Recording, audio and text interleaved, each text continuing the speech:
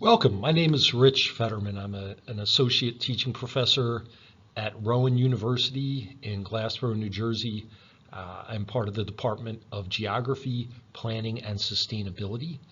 Welcome to this learning module. It's called Greening is Cleaning, and I think you'll realize pretty early on what that means and what that entails. This is part of a larger effort being carried out by faculty within my department, partnering with Camden, New Jersey, on ways to use science, education, and community engagement to make Camden a more desirable place to live, a healthier environment for its citizens, and maybe contribute in a small way to making the whole planet a healthier environment for its citizens. So it's great to have you with me. Join me now as we dig into greening is cleaning. So what is the greening is cleaning concept? I'm not going to spend a lot of time reading off the slides to you, but I do want to read this first sentence because it's a good one. Doesn't it simply feel better to be outside, surrounded by green, surrounded by nature? I think almost every one of us would answer yes to that question. Sadly, though, many communities don't provide their residents much or even any opportunity to experience that feeling, the feeling of being surrounded by green, being surrounded by nature in their neighborhood, in their community. That's one of the big goals of this project, right? To empower and to encourage communities like that in Camden to take the time and the effort to plant trees, plant vegetation. And what we're going to be doing over the next, 30 minutes or so, give or take, is exploring the many benefits that come from that decision. So before we leave this slide, I just want to call your attention quickly to this green in the city box in the 330-300 rule. Give this a look. What it says is that as a goal, every person in every neighborhood and every community should be able to see 3 substantial trees, at least 3, from their home. They should live in a neighborhood that is at least 30% covered by trees. There's a tree canopy that extends over at least 30% of the neighborhood. And each person should live within 300 meters, which that's about 1,000 feet. Should live within about 1,000 feet of a park of some sort. It doesn't have to be a huge park, doesn't have to be a national park or a state park, but some sort of escape, right? Some place where you can go and feel, in some sense, surrounded by green. Now, in order to accomplish our goal here in the greening is cleaning module, there's going to be science, and that's okay because science helps us to explain and to understand how our planet works, and that's important because we're part of that planet, we're part of the system.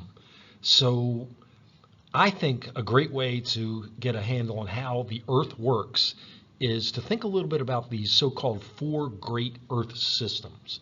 And these are the 4 circles or spheres that you see on the upper left-hand part of the slide.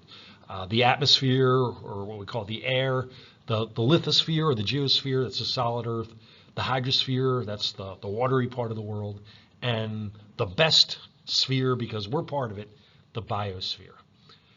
We're going to focus, as the title of the slide makes clear, we're going to focus particularly on a connection between 2 of the 4 spheres, the atmosphere and the biosphere. And we're going to talk a lot about how one particular element moves between the 2. All right, now you might be able to guess right off the bat what that element is, and if you can't guess it, that's okay. Take a little look around the slide here and you'll find the answer. That element is carbon, and we're going to see that carbon plays a huge role and plays many different parts in the story of how, not only how the planet works, but how we work. So there's one word on this slide you may not be familiar with, and that word is sequestration, right? Actually, 2 big words that we're going to encounter on this slide and the next slide, which are very important, are sequestration and photosynthesis. Now, photosynthesis, I'm sure you've heard of, or maybe you're very familiar with that process. But sequestration, as it says here, is the way that one sphere can take an element away from or out of another sphere. And I'll end the suspense. The element that we're talking about here is carbon. So you can start to think about, well, how might photosynthesis sequester or take carbon? How might it move carbon from one sphere to the next? Well, the answer to that question, of course, is photosynthesis, right? So if you don't recall off the top of your head the formula for photosynthesis, and it's okay if you don't, I have it for you right here on the slide. So take a look, and you'll notice that you see, right, SEE, a C, the letter C, on both sides of the formula. One of the inputs, so on the left-hand side of the formula, one of the inputs for photosynthesis is CO2. That's carbon dioxide, right? CO2 is found in the atmosphere. And then by the process of photosynthesis, the C winds up in a completely new form on the right side of the equation. It's part of something called glucose. You and I would call that sugar, right? And really what that is food. So photosynthesis is the process by which plants, right, green things, take carbon dioxide out of the atmosphere, combine that with water, and use the elements involved to make food. Now there's a byproduct of that process, which is very important to you and I and most living things on Earth, and that's oxygen. Photosynthesis is also the process that releases oxygen into the atmosphere for us to breathe. But we are going to be focused here on carbon, right? So, and I encourage you to come back and or stop, pause if you can, and take a closer look at some of the graphics and some of the information that I have on the slide, because there's a lot of really good information here. But the big picture message here on this slide is that photosynthesis removes carbon dioxide from the atmosphere, and that's a process that can only be done by green things. It can only be done by plants. Now we probably don't have to spend very much time on this slide, even though it's a good slide. I like the green heart, and the reason is we know the answer to this, right?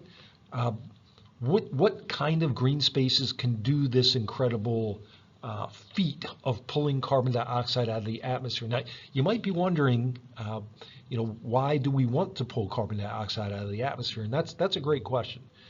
If you don't know the answer, stay tuned, because we're going to spend quite a bit of time talking about that. But trust me when I tell you that at this point in our journey, the journey of our species, right, human beings, it's very much in our interest to try to take carbon dioxide out of the atmosphere. How do you do that? Well, we can spend millions or billions of dollars on technological solutions, and we are, but it doesn't cost plants a dime, right? Plants have evolved to do this, right? This is what they do. They use carbon dioxide from the atmosphere to make food for themselves, for animals, for us, for that, and this is what makes the biosphere go around. So, long story short, any type of green space, virtually any type of green space, can do this trick, can perform this magic of photosynthesis. Right? It doesn't have to be a vast national park. It can be a patch of grass. It can be a garden that you plant. Now, we've already talked a good deal about green things, right? Vegetation, grass, plants, trees, and there's good reason for that. I mean, the learning module is called Greening is Cleaning. But the fact of the matter is there may be an even more important player involved in this game, in this story. Now it goes hand in hand with greening and with vegetation and trees. I'm talking about soil. You may not realize just how important soil is. Well, I can tell you it's probably the most important thing on Earth. There's two things, as a side note, there's two things that we as humans cannot live without. One of them is fresh water, and the other is soil. Right? Why can't we live without soil? Because without soil, we cannot grow food. Why is soil an amazing, amazing ally, though? Well, take a look at some of the information I have for you in this slide. It is, as I say here, the most diverse, vibrant ecosystem on Earth. 1 billion things, a billion living things in a patch of soil the size of your bathtub. That's incredible. You see in the drawing, or the diagram rather, to the left, just a tiny fraction of some of the really cool things that live in soil. Now, most of the billion are microscopic, but that doesn't mean they're not important. They're actually very important to the purpose of this learning module, which is to use greening, including healthy soil, to remove carbon from the atmosphere and take it to a place and put it to a purpose that is much more in line with a healthy community and a healthy planet. So we need to love the soil. We're going to see some more reasons why that's true, I believe, on the next slide. The work they do, yes, indeed. Who is the they? Well, you see in the first sentence of the slide, we're talking about the combination of healthy soil and the vegetation that grows in it, the plants, the trees that grow in that healthy soil. And the work that they do, at least for our purposes here in greening and cleaning, at the top of that list is they sequester carbon. Now, we haven't said this explicitly yet in our time together here, but maybe it's time that we do. We are built from carbon. We are carbon-based organisms. In fact, all life on Earth is built from carbon. We have yet to discover a form of life in the universe that is not built from carbon. So right there, you start to realize just how important carbon is to the story of the planet and to us.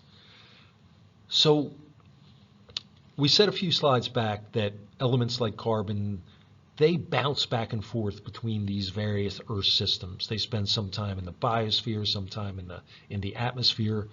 And what we want, and I'm kind of showing my hand here, what we want is we want to maximize the time that the carbon spends in the biosphere.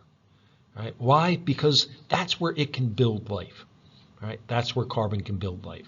And when it's in the atmosphere, in the form of carbon dioxide, it has some very negative impacts on our environment, particularly with respect to what it's doing to our climate, and much more on that to come in the next few slides.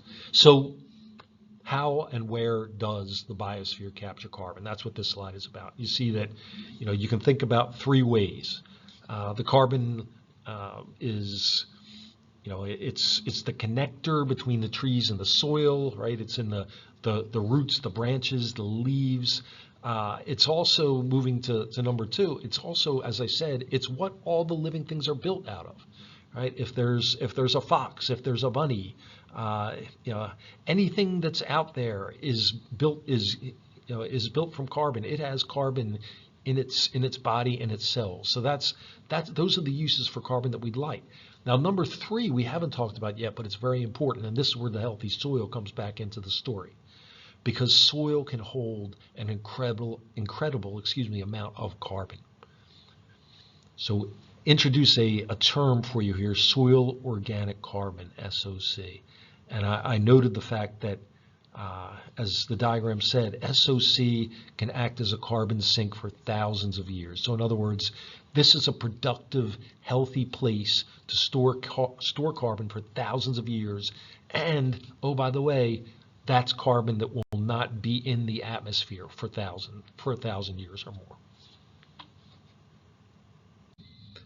On the last slide, we talked about how all life on Earth is carbon-based, and all the important molecules that make up living things on planet Earth are built from carbon. Proteins, fats, sugars, DNA, as I mentioned on this slide.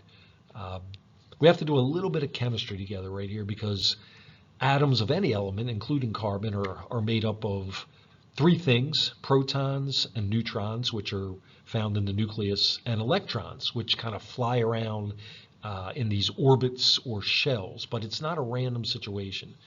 The number of electrons varies from element to element, and that's actually how we get the atomic number of the element, or where it sits on the good old periodic table. But these shells are defined, and each shell can only hold a certain number of electrons. Now, what happens is, if an element, for example, carbon, does not have its outer shell completely filled with electrons.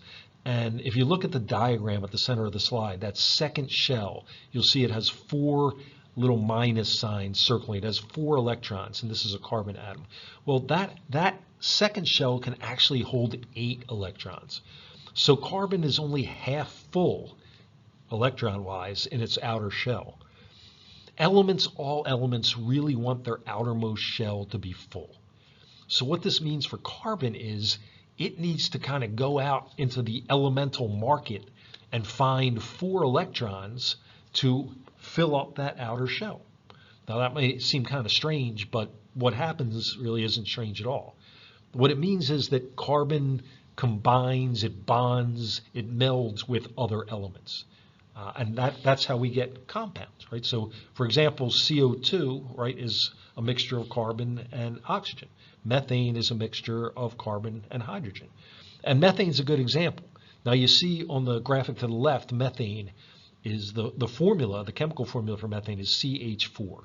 So in other words, one molecule of methane contains 1 carbon atom and 4 hydrogens. Well, hydrogen is the simplest element. It's number 1 on the table, and it only has 1 electron. So what happens when methane forms is that 1 carbon atom, now remember we said that every carbon atom is in the market for 4 additional electrons. Well, methane solves that problem by finding 4 hydrogen atoms to bond with. That carbon is able to kind of share that electron with each of the 4 hydrogens, and that fills up the outer shell. It takes carbon's outer shell from having 4 electrons to having 8, fills the shell, and that in essence creates a stable compound, which methane is. What is the point of all this and why bring it up? It's the fact that carbon needs 4 additional electrons in its outer shell explains why carbon is so reactive, which in turn explains why carbon is the basis for all life on Earth, because it so readily combines with all the other elements, or many of the other key elements that we find on Earth. Yes, keep your eye on the carbon. And as I mentioned on the slide, the trick really is to maximize carbon's ability to do what it does best. Right? In other words, we want to maximize the amount of carbon in the biosphere where it can build life and support life and sustain life, and we want to reduce the amount of hydrogen in the other spheres, particularly in the atmosphere where, as we've talked about, it exists in the form of CO2, which is impacting the climate. How do we accomplish this? Well, you see the green writing on the slide, right? Plants, right? Plants. Vegetation is the answer, right? Green things can do this trick. They perform photosynthesis, and photosynthesis takes the carbon out of the atmosphere and brings it into the plant, and then eventually, as the plant gets eaten by animals, say, moves the carbon into the animals. Just to kind of put a cap on this little part of the discussion, we build our bodies. Our bodies are built with the carbon that we got from eating plants or from eating animals that ate plants. So that's the chain. The carbon starts in the atmosphere. It is taken in or sequestered by the vegetation to do photosynthesis. It's changed into a form that we can digest, right? The glucose, the sugar, and then it works its way throughout the food chain or the food web and enables all those different creatures, us included, to build their cells and build their bodies. Well, folks, now it's time to turn our attention to the why question. Why do we want to remove carbon from the atmosphere? And I think you're probably at least to some extent aware of the answer. It has to do with the fact that by putting excess carbon, now remember the form that carbon takes in the atmosphere. So now we're talking about carbon dioxide, right? That's the form that carbon exists in the atmosphere. And that's super important because carbon dioxide is what we call a greenhouse gas. What greenhouse gases do, and this is what the slide you're looking at right now is about, what greenhouse gases do is that they trap excess heat in the lower atmosphere, right? The part of the atmosphere where we live. they warm the planet up. Well, that in and of itself is not unnatural. Carbon dioxide has, for billions of years, carbon dioxide has been part of the Earth's atmosphere, and it sort of acts like a thermostat that, turns the temperature up and down, over millions and billions of years.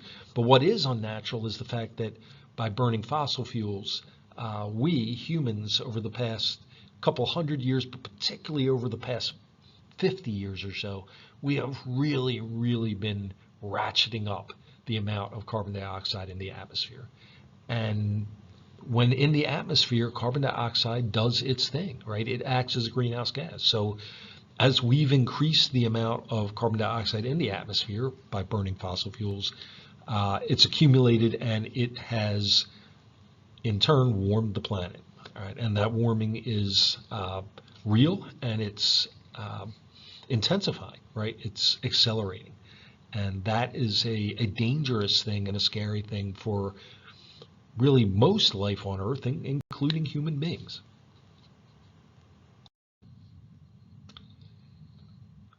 What you see on this slide are the reasons why the statement I ended the last slide with is true.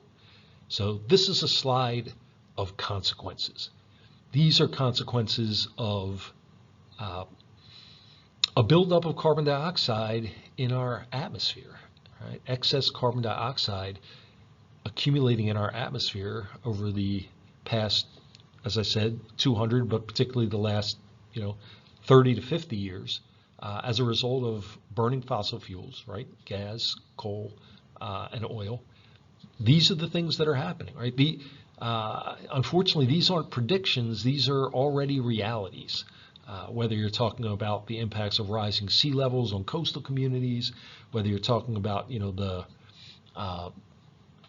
heat-related illnesses and the suffering that comes along with that, whether you're talking about more frequent droughts. It's not just the atmosphere that's warming, it's also the oceans, and that's very important and dangerous because ocean water is the source of energy for storms, particularly tropical storms like hurricanes. And the warmer the ocean water, the more powerful those storms are and will become. So in essence, extreme will become the new normal, and already is becoming the new normal when it comes to weather and climate. We're not the only species by a long shot suffering the consequences, right? We're losing species around the world at an alarming rate, and one of the significant contributors to that loss of biodiversity is the changing climate. So there's a lot of very, very good reasons for us and all of our friends on the planet of various species to remove excess carbon from the atmosphere, as this slide says. So we've been talking over these last few slides about the ways that greening, right, encouraging the growth of vegetation and plants and trees, can help us to lessen the impacts or even reverse the impacts of a warming planet by sequestering carbon in the form of carbon dioxide out of the atmosphere. But I have even better news, because it turns out that, as you see on the slide, greening helps the biosphere in other ways, in many other ways. So I want to share some of those positive outcomes and some of those great possibilities with you here over these next few slides. And it really can be accomplished by something as local as a rain garden. All right, this is something that you may be able to do on your very own property, or that you and your friends can make happen in your community. So let's explore some of these other benefits of greening. We all realize that forests are places where creatures live. They're excellent habitat, and unfortunately, habitat for animals of all sorts and plants as well, habitat's been decreasing for a long time around the planet. And I mentioned on the slide that the loss of habitat is actually the #1 reason why so many species are going extinct. Well, what can we do to stem the tide, right? What can we do to try to provide more habitat? You know it. The answer is greening, because whether it's a forest, whether it's a small patch of woodland, whether it's a grassy field, whether it's a rain garden, right? All of these different types of habitats provide homes to a vast variety of species, and it really doesn't take that much to attract life. Right? Even a community project, right? Even something that's less than an acre in size will attract and maintain a surprising amount of life, a variety of life. So greening, in addition to helping to reverse the impacts of a warming climate, it also can help us reverse the impacts of what is unfortunately quickly becoming a mass extinction event on our planet. Have you ever heard of impervious surface? Well, even if you haven't heard that term, you're aware of what it means. This is another way that greening and vegetation can help our communities.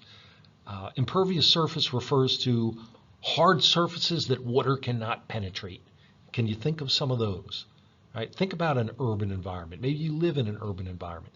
Think about how much of the area around you is impervious, right? So this could be road, this could be sidewalk, this could be roofs of houses, it could be parking lots, right? Empty lots, concrete, anything that water cannot soak into. Now, vegetation, on the other hand, is the opposite, right? Water can easily sink into and soak into vegetation. Well, that's good for the vegetation, but it's also good for us. And here's the big message from this slide, because when we get rain and particularly storms, and remember storms are going to be becoming more intense because of the greenhouse effect. When those storms occur, if the water can't go down, right? If the water cannot soak down into the ground, into the soil, then it's going to run very quickly to the lowest place. Now that could be a local stream, which will then flood. That could be, as you see in this picture, the low point of a road. It could be someone's home, right? A very dangerous situation. So we can make our lives safer by greening. It does keep our water cleaner too, yes. So I know that this is a learning module that's focused primarily on air quality and threats to air quality, but greening, vegetation, it's one of the best ways that we can keep our water safe, right? So now we're visiting the hydrosphere, another one of those great Earth systems. And I mentioned earlier that the two things that people can't live without are clean water and soil, right? We've investigated some of the reasons why soil is so important, but it's obvious to all of us that clean drinking water, clean water for our farms, for our families is equally important. So this slide gives you information about how plants actually filter the water, right? So it's called photoremediation, as you see, another big word on the slide, but the concept is pretty easy to wrap your mind around. And it really, again, it goes back to the fact that vegetation and soil is permeable, right? It allows water to run over it and through it. And as that happens, and you can get details by taking a look around the slide, as that happens, that water is cleaned. It's cleaned in a couple different ways, by physical processes and by chemical processes. But the important message here, just to kind of keep it at the surface, so to speak, is that our vegetation, our plants clean our water for us, right? And a lot of the water that we use is actually what's called groundwater. We pump it out. We have wells that pump water out of the ground. Well, the reason that we often can feel confident in the fact that that water is going to be clean and pristine and safe is because the job done by vegetation, as what started out as rain and runoff and so forth, makes its way down through the vegetation and through the soil down to the groundwater. So here's another big benefit to greening in your community: cleaner water. So friends, there's one more big topic I'd like to discuss with you here in our Greening is Cleaning learning module, and that's farming, how we grow our food. And I'd like to introduce you to this idea called regenerative agriculture, or sustainable farming. This is a huge opportunity. It really is. Now, sadly, very little of the farming that's happening right now across our country is done using these principles of sustainability or regeneration. But that could change, and if it does change, that really, really opens up a door, not only to to sequester, unthinkable amounts of carbon dioxide out of the atmosphere. This is a solution that literally could not only slow, the artificial warming of the planet, but stop and even reverse that warming. But it also will allow us to save one of those two key aspects of the earth that we said we can't live without, and that's soil, because we are not doing a very good job as farming is currently constructed in protecting or even saving our soil. We're losing soil. We're losing soil. We're losing it to erosion. We're losing, the nutrient value of the soil is being diminished. And just literally large portions of the world are desertifying, right? Soil is being turned into dirt and into desert. These are ideas and these are ways to reverse that trend. So please join me and take a look at some of the ideas that I have for you on this and these next couple slides. Well, if you had a chance to look at the 4 or 5 key principles of regenerative agriculture on the last slide, and then perhaps take a closer look at the information on this slide, you'll see that the answers, right, the solutions, they're pretty easy to wrap your mind around, right? Again, it's sort of like with the whole idea of greening is cleaning. It's a very low-tech solution, right? Plant trees, plant gardens, and the same, I think, is true to some extent with how to farm more sustainably, right? So what are those key ideas? Well, treating the soil with care. That's at the top of the list. Keeping green things on the land, right? Keeping vegetation, keeping crops on the land, right? No bare land, right? No bare soil that's subject to erosion and being blown away by the winds. Livestock, right? The the animals that farmers raise, they're part of that too. And what the regenerative model talks about is bringing livestock back onto the farm, right? Because livestock actually enhance the growing process. It's so many of these answers are really holistic when you think about them. Nature works best when it's allowed to work together. And we've kind of, in our farming practices, we've kind of separated everything out, right? We've taken the livestock away and put them in feedlots, right? We've taken the crops off the land. We've even taken the microbes out of the soil, and all of these practices are very, very damaging, and particularly to the soil, which we've seen is sort of the heart and the key to this whole this whole process of saving the planet and greening the planet. So again, take a moment, think about these 4 banners that I have for you down at the lower part of the slide. These are 4 benefits that will come out of going about our farming and our agriculture in a different way. You see lower costs, right? This can make sense economically. Like so many of these big ideas will only fly if they do make sense economically, and regenerative agriculture does make sense economically. Right, safer lives, no use of chemicals, right? Really reducing the amount of chemicals that we put on our food. That's healthier for everyone. On the next slide, we'll think about how you and I, even on our local level, can contribute. Yes, you can help by what you eat. Absolutely. Eating is one of the most impactful things that we do, not only obviously for ourselves and our growth, but it also says a lot about our what we value and our relationship with our community and with the planet. And by the little decisions that each of us make, where we shop, what we shop for, thinking about where our food comes from and how it was grown, how it was produced, we want to try to align ourselves with the people who are doing things the right way, right? With the people who are raising our food or growing our food using these sustainable practices. you see number one on the list there, how to eat a regenerative diet. The first bullet says buy from local regenerative farmers. And those types of farming operations may not be available in your area, but it's so important to support local growers, right?